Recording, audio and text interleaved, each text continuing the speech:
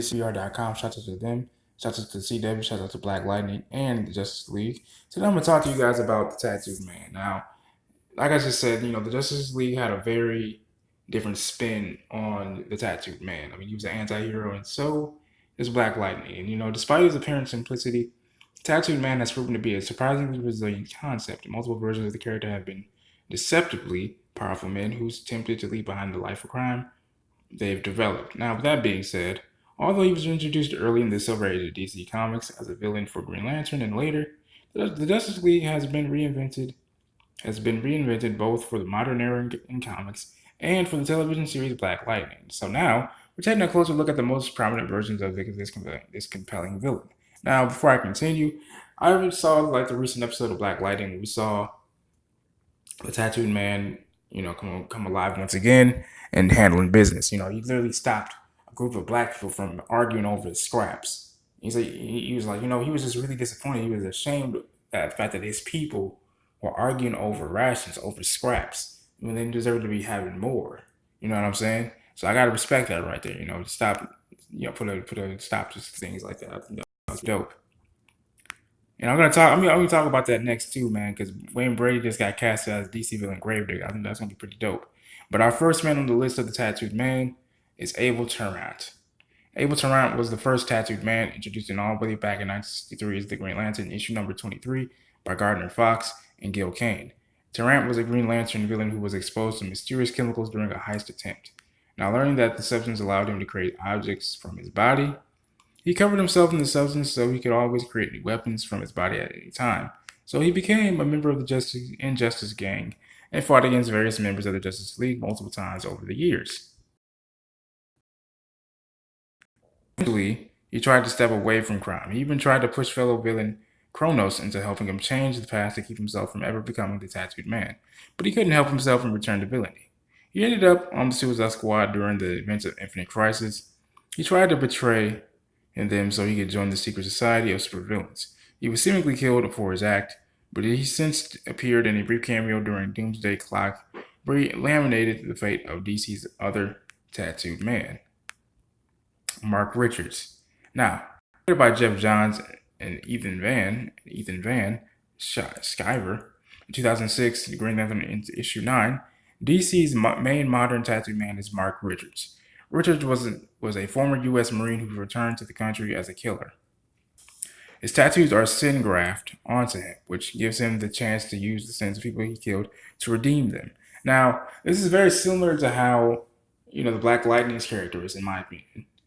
He gets tattooed sins of the people that he's killed, and he pretty much, I guess, uses, the mark, the tattoos of his victims to remind himself to do good. That's my interpretation of it so far.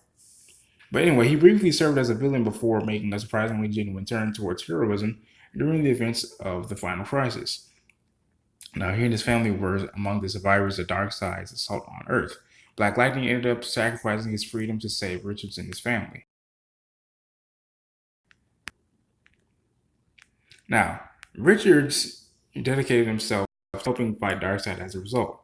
He wound up playing a crucial role in saving the world by tattooing the necessary symbol to hold back the anti-life equation onto his body. He was even made an honorary member of the Justice League. He tried to remain a hero following the events of the story, but worked with Deathstroke to kill Slipknot after the minor villain murdered his son. Now, I gotta be honest with you, man. I don't blame him for doing that, man. I mean, he murdered one of my kids down, especially my damn son. He eventually settled into the role as protector of his neighborhood. I mean, you can't hate that right there. Protector of his neighborhood, bruh. Who needs police, right? So that's not sarcasm, by the way. Then was last seen in Heroes in Crisis, trying to break through his issues at Sanctuary. He was among the people killed by Wally West, losing control of his powers. Damn. Now, which Wally West? Because I know a lot of people like to think of the ginger and the African Wally West, but which one? I think it's the ginger one. Anyway, Lala Johnson. This is the guy that I was referring to on Black Lightning. The CW's Black Lightning introduced a completely new version of the Tattooed Man, one of Jefferson Pierce's old students named Latavius Lala Johnson. He'd since become a low-level gangster working for Tobias Whale and carrying out his dirty work as a member of the 100 gang. Now, he was murdered by Whale eventually, however, for his various failures to stop Black Lightning. He was brought back to life after the fact by Tobias and imbued with new power. And this is kind of a little creepy in a sense because I kept seeing like the guy. It was a little creepy. A little bit embalming was done. It was pretty like I said, a little shrilling to my opinion, to my discernment. But anyway, to my own detriment. But he was different, however. The faces of the people who he'd killed appeared across his skin, and he saw visions of their lost souls. Now, he continued to work for Will until he learned how Will had used him to kill one of his best friends. So Lala turned against his former boss and even helped save the Black Lightning during a fight with Heatstroke. However, his attempt to bring down Will was prevented by Will activating a secret code that unleashed all his tattoos at once, painfully. He was last seen writing in pain, so it's possible that Lala might make a return on the next season of Black Lightning, and that's very true. Like I said, he resurrected the very first episode of Black Lightning with the briefcase, not knowing how to open it whatsoever. But I don't even think he knows that Tobias is even is even incarcerated right now.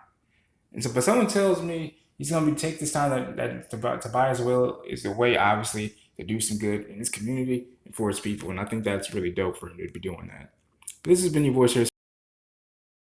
So make sure you guys hit that like button. CBR.com. Always make posting good content. I'm a big fan of theirs, as well as Screen Rant. This has been your voice here. Speaks. I love you guys. Peace and love.